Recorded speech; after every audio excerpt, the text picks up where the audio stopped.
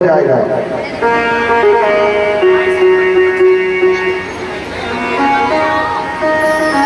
एक नगरी में एक ब्राह्मण रहा करते थे, सदैव सत्य आचरण करने वाले, वेद पाठ करने वाले, नित्य अग्निहोत्र करने वाले, शिव पूजन किया करते थे, धर्मनिष्ठ सुव्रत, काल चक्र के नियमानुसार समस्त कर्मों को प्राप्त कर फल देने वाले सज्जन की गति उस ब्राह्मण ने प्राप्त की।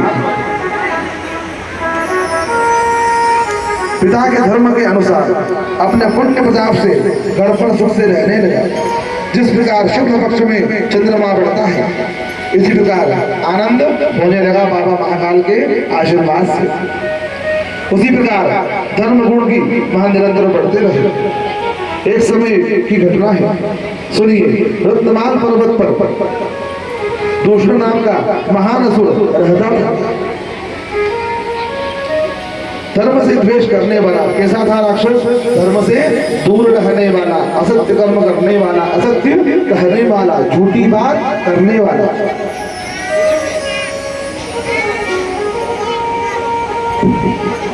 ब्रह्मा जी के वरदान से संसार को तुच्छ समझने वाला। ब्रह्मा जी द्वारा वरदान दिया गया था, संसार को कुछ भी नहीं समझने वाला, कि मैं बलशाली हूं ऐसा मारने वाला। महान मनमान दैत्य ने देवताओं को पराजित किया, उन्हें उनके स्थान से निकाल दिया। एक दुष्ट ने सभी धर्मों को नष्ट कर दिया, जितने भी वेद धर्म ग्रंथ थे सभी को नष्ट कर दिया। मात्र एक अवंती ही बची थी, अवंतिका नगरी, जहाँ वैदिक धर्म स्थित था। ऐसा विचारक उस दैत्य ने बड़ी सेना के साथ यहाँ रहने वाले ब्राह्मण का वध करने के उद्देश्य से अवंतिकापुरी पर चढ़ाई कर दी। क्या किया? अवंतिका पे लड़ाई युद्ध करने के लिए चला आया।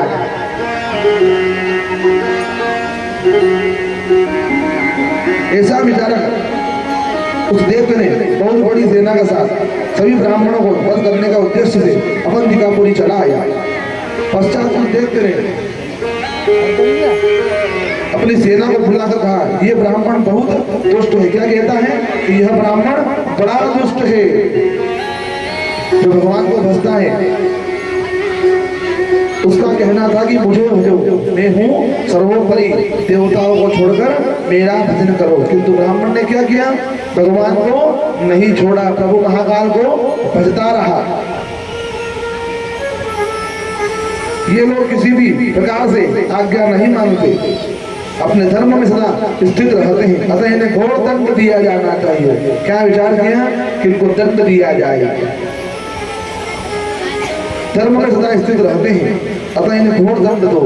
मैंने सभी देवों को एवं राजाओं को पराजित कर दिया, तो क्या इस तुच्छ ब्राह्मण को अपने वश में नहीं कर सकता? सभी देवताओं को मैंने मारा, सबको वश में कर लिया, किंतु क्या इन देवताओं को, इन ब्राह्मण को मैं वश में नहीं कर सकता?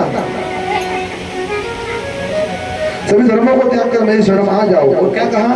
कि यदि तुम नहीं मानो तो तुम्हारा वध कर दूंगा, तुम मेरी शरण में आ जाओ, सब कुछ छोड़कर मेरा भजन करो। चारों दिशाओं से दैत्यों ने अवंतिकापुरी को घेर लिया। ब्राह्मणों ने दैत्य द्वारा घिरी हुई नगरी को देखा तो शोक नहीं हुआ, वे शिव ध्यान में मग्न हो गए। यहाँ पर महाकाल का प्रभु का ध्यान किया गया।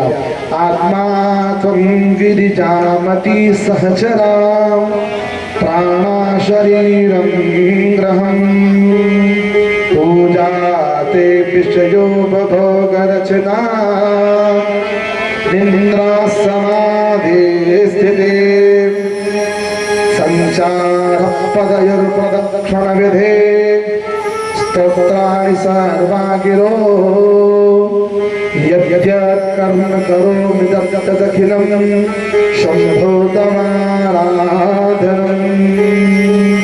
आकाशे तारकालिङ्गं पाताले हाटीश्वरं मृत्युलोके महाकालं त्रिलिंगम नमोस्तुते। बोले श्री महाकाल महाराज की जय। यहाँ ब्राह्मणों द्वारा प्रेम से आनंद से प्रभु महाकाल को भजा गया। उनके ध्यान में स्थित हो गए सभी विप्रदेव। हे स्वामी, कुछ भी समय पूर्ण नहीं, दैत्यों से व्याप्त हो गई। वहां निवास करने वाले ब्राह्मण के पास आकर बोले, हे स्वामी, अब क्या करना चाहिए? सब लोग रहने वाले ब्राह्मण देवता के पास गए और पूछते हैं, हे ब्राह्मण देवता, क्या करना चाहिए? कोई उपाय बताइए। राक्षसों ने अवंतिकापुरी को घेर लिया है, क्या किया जाए? क्या दुष्ट दैत्यों आ गए हैं, बहुत से लोग मार दिया।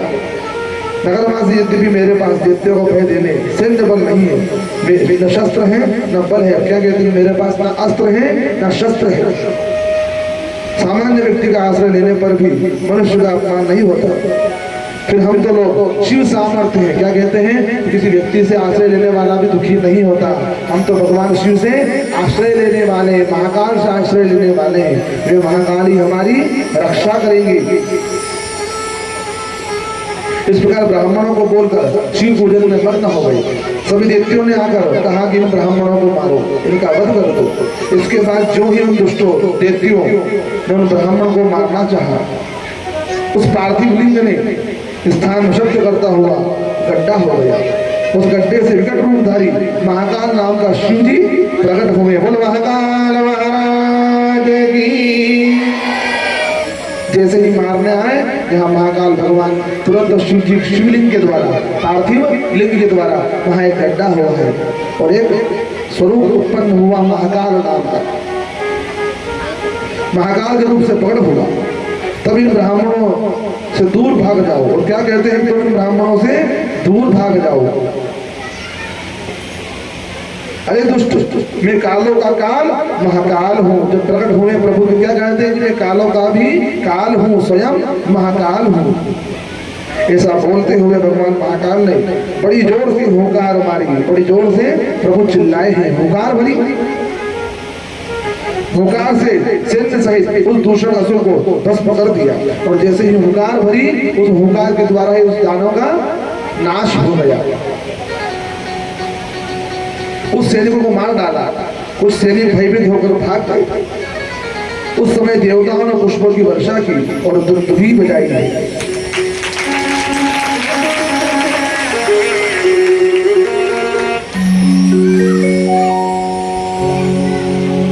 उन सबको ब्राह्मणों ने देखकर बहुत सुंदर स्तोत्र का यहाँ पर वर्णन किया गया। प्रभु महाकाल को भजा है।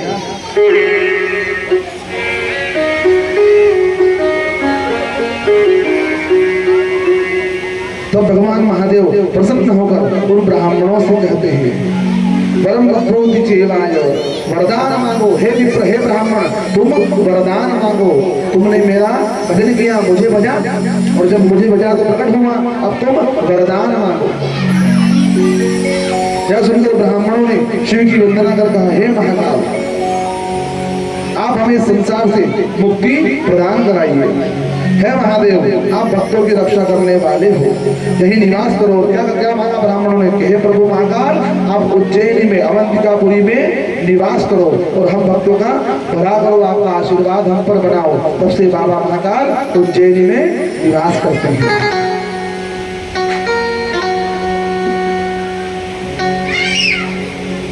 उन ब्राह्मणों को सुनकर भगवान दास को कह दिया।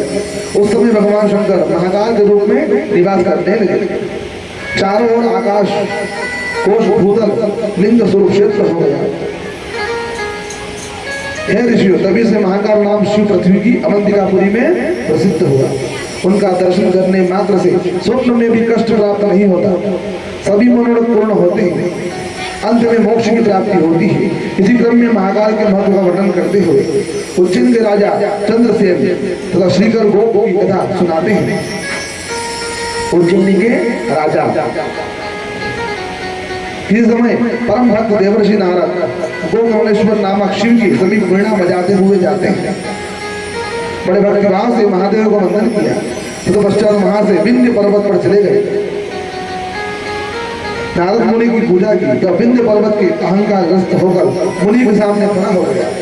इस प्रकार प्रकाश अनुमान देखकर नारद जी ईश्वर की लीला समझकर दुखी होकर शांत खड़े हो गए। विंध्य पर्वत कहता है हे देवर्षि, आपने मैंने कौन सी कमी दिखाई पड़ी जिससे आप निश्वास होकर खड़े हैं? इस वचन को सुनकर नारद कहते हैं, हे विंध्य, यद्यपि तुमसे समस्त गुण है, किंतु सुमेरु पर्वत तुमसे ऊंचा है, वहां समस्त देवगण निवास करते हैं। इस प्रकार बोलकर नारद जी जैसे आए वैसे ही चले गए। विंध्याचल दुखी होकर नारद के वचनों से विचार करने लगा, ओह, इस जीवन में धिक्कार है, मतलब अपना बड़ा होने का अभिमान स्वयं में नहीं होना चाहिए। क्या कहा? विंध्य पर्वत को अभिमान आ गया कि मैं बड़ा हूँ। जब नारद मुनि वहां गए हैं तो नारद मुनि को प्रणाम न किया, ना सत्कार किया, ना पूजन किया। तो नारद जी कह दिए कि हे पर्वत, तुमसे बड़ा विंध्य पर्वत है। तो यह बात बुरी लगी और क्या कहते हैं कि जीवन पे धिक्कार है।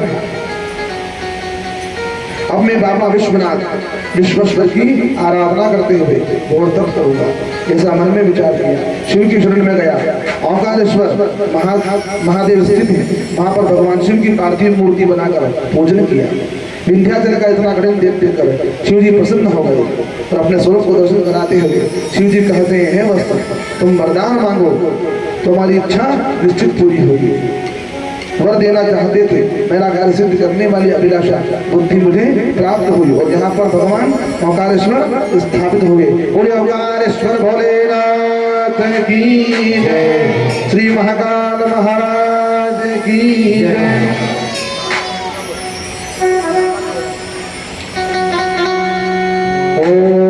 बाबा महाकाल की नगरी, बाबा महाकाल की नगरी इसलिए प्यारा लगती है क्योंकि कितने देवता बैठे वहां पर। बाबा महाकाल वहां विराजते हैं। बाबा महाकाल की नगरी बड़ी प्यारी रात, बड़ी प्यारी रात, बड़े सारों महाकाल